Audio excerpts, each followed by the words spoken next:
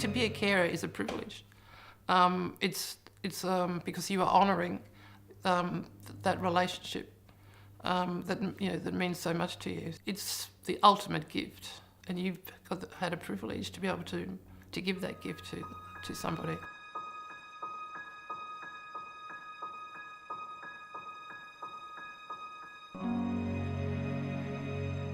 It's the hardest thing, aside from your own dying.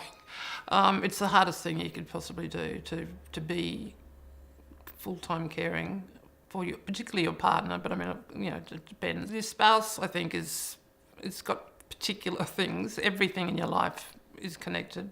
When someone's, slowly dying or in terrible pain, and your whole life and relationship is affected in every single way, you're grieving not only their imminent death, but you're seeing them suffer, which is really very traumatic. Obviously, you're living in a high alert sort of zone, enormous amounts of stress and trauma on an everyday basis. So it's obviously going to have an effect the longer it goes on.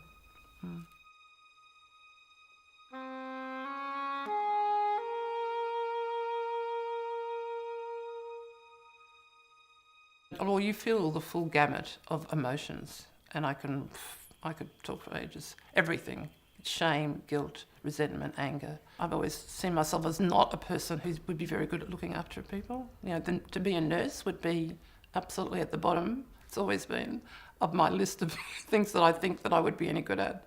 I remember this scene with this GP just saying, "This is how you do it, Rose." I mean, I knew how to do it, but I just couldn't do it. Just got to, some people have phobias about needles. I certainly do.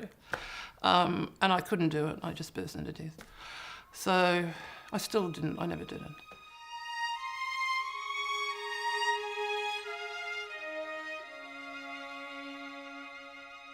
He had a self-image of being a stoic, like with a capital S.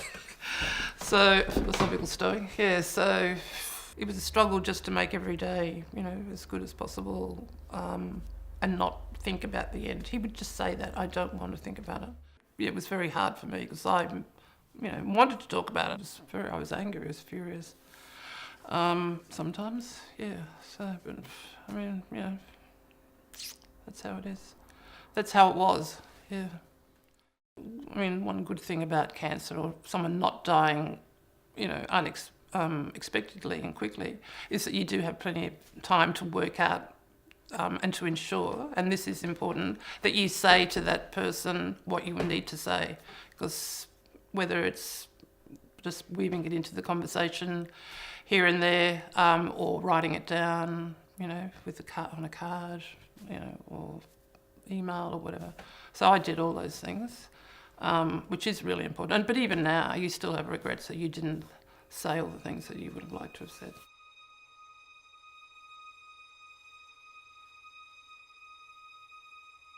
Quite useful tool, actually, was to try to think of a circle of support.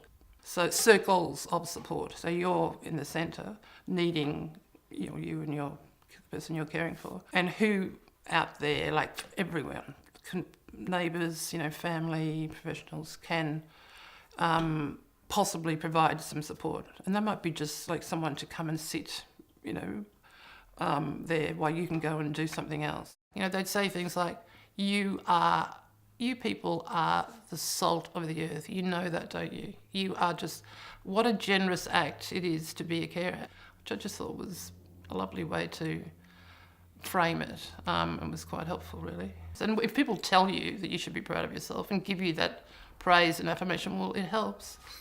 It certainly does, yeah.